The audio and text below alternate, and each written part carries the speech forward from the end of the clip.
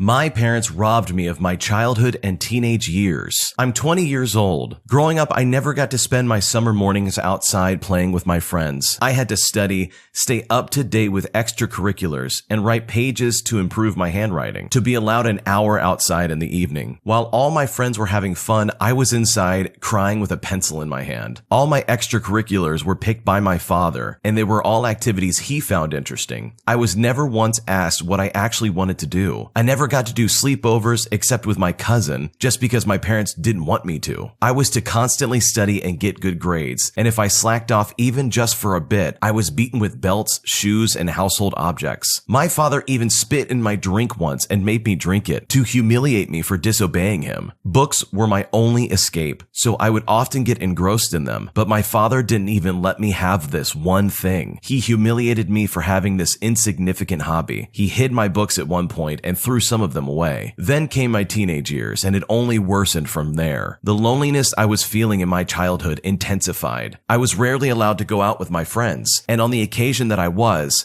I'd been bombarded with millions of calls and messages, so I couldn't even enjoy it. Dating was also off limits because my parents didn't want me to date. My cell phone was occasionally checked, and I was slapped for using curse words. I was 16 years old when all of this was happening, not a child. I wasn't allowed to go to any parties, and I never went to prom. Hobbies that I actually wanted to cultivate only caused more insulting from my family and ridicule to the point that I lost interest in them completely. I always wanted to be a writer, but now I can barely motivate myself to type a single word. I've lost all my passion. Now I'm 20 years old, on the verge of moving out soon, in less than a year. I've lost 20 years of my life. That's 20 years I'll never get back. 20 years I'll never get to experience and live again. My childhood and teenage years are gone, and it's never coming back. And when I bring this up to my mother, she says that I'm holding the past against them and harboring a grudge. The funny thing is, they're the same people now that they were when they did those awful things to me. They haven't changed in the slightest. My father to this day maintains that his beatings were justified because they were for my own good. My mother defends his actions by saying he meant no harm, but I see no good that came out of it,